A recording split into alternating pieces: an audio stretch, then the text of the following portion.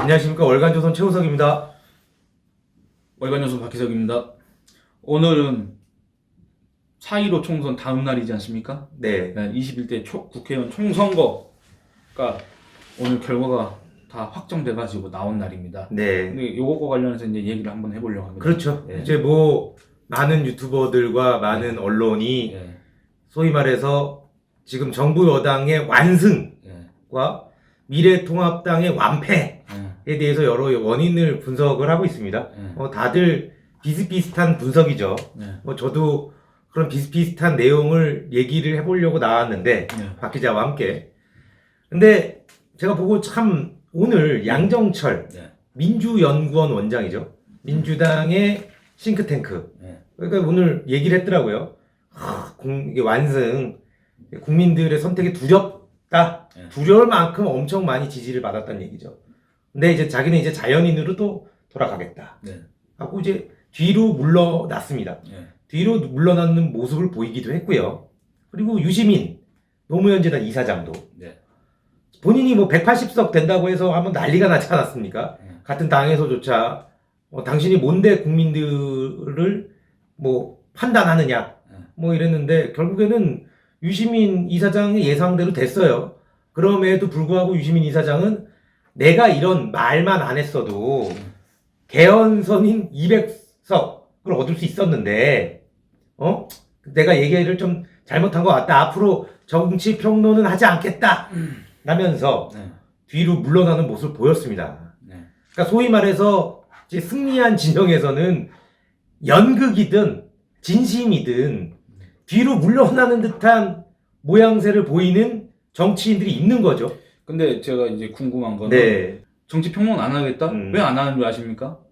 아니 지금 더불어민주당, 더불어시민당, 열린민주당, 정의당 합치면은 뭐 190석 이렇게 되는데 그러면 입법부, 사법부, 행정부까지 다 이 사람들이 장악한 거 아닙니까? 네. 정치 평론을 하려면 비판을 해야 되는데 할 수가 없지 않습니까? 그러니까 안 한다는 거지 이제부터 피곤하다. 그런데 맞습니다. 그 뭐 할 수 있는 뭐 이제 상황도 아니고 뭐 그런 건데 이걸 잘 이용한다는 거죠. 그러니까 반대로 말해서 통합당을 보자고요. 통합당. 예. 총선 전에 그들이 거의 신성시하는 박근혜 전 대통령이 뭐 몇 년 만에 저 자필로 메시지를 보내지 않았습니까? 네. 간단했어요, 메시지는. 그러니까 거의 메시지죠. 3년, 네. 3년은 안 되는데 어쨌든 그 기간 동안 처음으로 나온 네. 메시지인데 한 그게 달하잖아요. 뭐냐면 네. 거대 야당을 중심으로 뭉쳐라. 네. 그거 아니었습니까? 네, 맞습니다. 근데 그게 누구 메시지입니까? 그게 이제 박근혜 대통령 메시지. 메시지였죠. 박근혜 대통령이 뭉쳐라 했는데 뭉쳐라 했죠. 흩어진 사람들이 누굽니까? 박근혜 대통령을 아주 지지한다고 주장하는 그냥 사람들이죠. 박근혜 이름만 나오면 막 울고 불고 네. 막 저기 막 어디 서울구치소 앞에 가서 막 소리 지르고 떠들고 네. 그런 사람들 아닙니까? 네. 솔직히 말씀드리면. 맞습니다. 그리고 그 지금 우리가 똑같이 이렇게 유튜브를 하는 사람들 중에도 네. 그 박근혜 이름만 나오면 막 울면서 자기가 그 누구보다 박근혜를 위해서 싸워왔고 투쟁해왔고 자기를 박근혜가 제일 잘 안다고 알아준다고 네. 그런 사람들도 많지 않습니까? 그런 유튜버들도 있습니다. 네. 있습니다. 그런 방송을 봤으니까요. 근데 많습니다. 그렇죠. 네. 네. 근데 이게 정말 박근혜 대통령을 위하는 정치인이고 친박이라고 불리는 네. 정치인이라면 네. 아니 보스가 오더를 내렸으면 네. 그 오더에 따라야 될 거 아닙니까? 그러니까 저는 기본적으로 어떤 이 이념과 네. 정책 이런 거를 통해서 지지를 하는 게 아니라 네. 개인을 추종하는 거 있지 않습니까? 네. 저는 이런 정치 세력 아주 저는 소위 요새 말하는 네. 극혐인데 아니 근데 자기들이 계속 그렇게 한다고 하니까 그러니까요. 그럼 그렇다 치자. 근데 친박 혹은 박근혜 추종 세력이라고 하면서 자처하면서도 네. 왜 박근혜 대통령 말을 안 듣냐 그겁니다. 그렇죠. 그럼 뭔 얘기를 듣는 거야 이 사람들은? 그 말입니다. 그러니까 자기 생각을 마치 박근혜 대통령의 생각이라고 하고 다녔던 거 아닙니까 지금까지 그렇죠. 계속. 네. 예, 누가 있습니까 대표적으로? 그러니까 물러날 때 물러나지 못하는 사람들. 예를 들어서 실명을 얘기하자면 홍문종 홍문종 의원이 있을 네. 수 있고요. 예, 그리고 조원진 조원진. 우리 공화당. 예. 그리고 뭐 저도 개인적으로 잘 알지만 이정현 의원. 이정현. 이제 이정현 의원을 왜 지적을 하냐면 무소속으로 영등포에 나오지 않았습니까? 근데 거기서 이제 김민석 후보가 당선이 됐어요. 네. 그 김민세라고 불렸던 김민석 후보가 당선이 됐는데 출구조사에서는 자유한국당, 아니 그러니까 미래통합당 후보가 당선이 되는 걸로 나왔습니다. 근데 제가 표 차이를 보니까 한 3,000표 정도 났더라고요. 근데 이정현 무소속 의원이 받은 표를 합쳐도 김민석 후보가 이기긴 합니다. 이기긴 합니다. 그러니까 이정현 의원이 나와서 표가 갈라져서 졌다는 거는 산술적으로는 아니에요. 하지만 그쪽에서 후보 단일화 요청도 있었고, 후보로 단일화하자. 미래통합당 쪽에서 후보가 단일화되면 이 후보 당선될 가능성이 높아지기 때문에 표가 더 쏠릴 수도 있는 겁니다. 아니 그러니까 네. 그 얘기를 하려는 거 아닙니까? 저쪽은 그래도 더불어민주당과 그 위성 정당으로 이렇게 딱 결집하는 그런 그렇죠. 모습을 아니고 솔직히 말씀드리면 더불어민주당 공천 뭐 그게 잘된 공천이라고 할 수는 없지만 그래도 이렇게 큰 소리는 안 났지 않습니까? 아, 그렇죠. 큰 소리가 날 여지가 있었다고 하더라도 이 사람들이 일부러 막았을 수도 있고 그렇죠. 막 이렇게 틀어막고 있을 수도 있고 여기는 여기서 터지고 저기서 터지고 네. 선거 운동할 때도 터지고 네. 그랬지 않습니까? 네. 이 공천 과정에서부터 분열하고 그렇죠. 분열했죠. 그다음에 컷오프하고 그렇죠. 그다음에 또 뭉치라겠는데 여기저기 뛰쳐나가가지고 박근혜 이름 팔고 다니면서 그렇죠. 도대체 이 당을 왜 만들었냐 그겁니다. 맞습니다. 예. 그리고 뭐야 지금 얘기를 좀 덜 한 거 아닙니까? 그 사람 뭐 어떤 예. 다른 이런 의원들 인사들이 뭐 여러 명이 있죠. 예. 있는데 그러니까 이제 이 사람들이 뛰쳐나가가지고 아니 저쪽은 저렇게 잘 이렇게 뭉쳐 있는데 왜 여기는 서로 자기들끼리 그렇죠. 문자 먹어서 안 다니고 네. 내가 정통이네 내가 박근혜 세력이네 쟤네들은 뭐라 그러더라 사탄파 사기 탄핵파네 뭐 혹은 찬탄파 탄핵 찬성파 탄핵 찬성한 놈들이네. 여러분 그게 생각을 한번 해보시면 저는 그냥 이게 중립적인 입장에서 한번 말씀드리겠습니다. 박근혜 대통령 탄핵이 잘못됐다고 생각하시면 그게 왜 잘못됐습니까? 그건 정치적인 탄핵이기 때문에 잘못된 거 아닙니까? 정치적인 탄핵입니까? 그렇죠.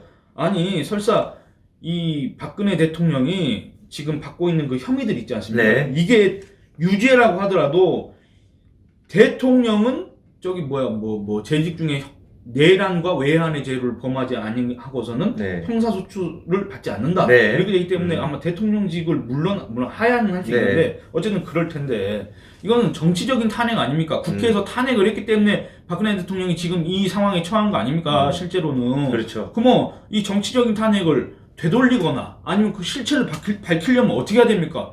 정치력이 있어야지. 정치력이 그렇죠. 어떻게 있습니까? 국회의석이 많아야지. 많아야죠. 국회의석이 많고 정권을 갖고 오면은 당연히 그거를 그렇죠. 갖다가 조사를 할 수 있고 다시 재조사를 할 수 있고 그런 거 아닙니까? 네. 그러면 진상이 밝혀지는 거 아닙니까? 근데 무슨 하기도 전에 맨날 저놈들은 탄핵에 찬성했네, 사기 탄핵을 주동했네, 그거 아니면 또 그 놈들 추종하는 놈들이네.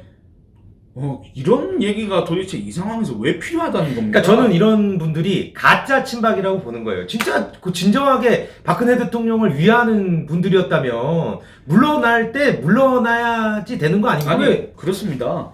이 사람들도 문제가 되지만 그때 당시에 탄핵 주동했던 사람들 있지 않습니까? 그렇죠. 김무성이니 유승민이 김성태 이런 사람들 왜 아직까지 그러고 있습니까? 그러니까요. 그리고 다른 사람들은 모르겠는데 유승민 이번에 왜 이렇게 목소리가 컸습니까? 그 사람은 도대체 무슨 말할 자격이 있다고? 여러분이 지금 이 우려하시는 나라 상황을 이런 상황을 촉발한 사람 중에 한 명입니다. 유승민은. 그렇지 않습니까? 근데 도대체 무슨 자격이 있어서 이번 선거 와중에 네. 아니 그리고 설사 무슨 이견이 있다면 김종인 씨나 황교안 대표한테 개인적으로 얘기를 하든가 꼭 기자들 앞에서 네. 어쩌고 저쩌고 자기가 무슨 자격이 있다고 그런 얘기를 하고 다녔습니까? 그 사람은. 그렇죠. 그러니까 여러분들 보시면은 자기가 탄핵을 주동했다고 하는 사람들도 정말 소위 말하는 보수 또는 우파 세력에 별로 필요가 없는 사람들이고 그 다음에 지금까지도 박근혜 탄핵 어쩌고 저쩌고 하는 사람들 있지 않습니까? 이 사람들도 전혀 필요가 없는 사람들이라고 저는 생각합니다. 그래서 아까 어떤 기사를 봤더니 이번 참패로 얻은 미래통합당의 소득 극단 세력이 소멸됐다. 그러니까 박근혜 대통령은 이런 아마 상황을 우려해가지고 뭉치라고 했을 겁니다. 그렇죠. 근데 안 뭉쳤지 않습니까? 네. 말 안 들었지 않습니까? 네. 이거 소멸했습니다. 네. 의석 어디 하나라도 얻은 게 있습니까? 그렇죠. 비례 의석이라도 하나 얻었습니까? 아니 그 정도 지지율이라도 받는 정당이거나 인물이라면 제가 또 모르겠습니다만 그렇죠.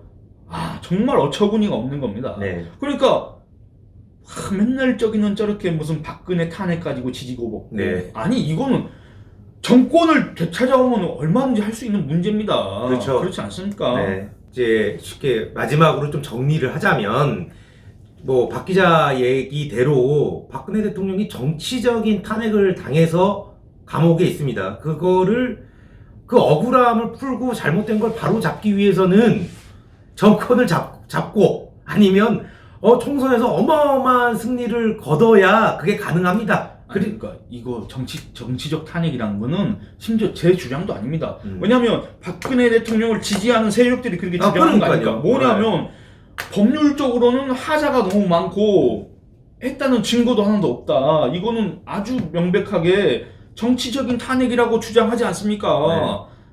그러면 너무 해답은 간단하지 않습니까? 그러니까 저는 박근혜 대통령이 또다시 측근들에게 배신을 당했다고 생각을 합니다. 이 사람들이 이번 총선판에 어느 정도로 악영향을 끼쳤는지 계량화할 수는 없습니다만 박근혜 대통령 이름을 팔고 다니는 사람들 때문에 박근혜 대통령은 계속 서울구치소에 있을 수밖에 없습니다. 네, 맞습니다. 그렇게 돼버렸습니다.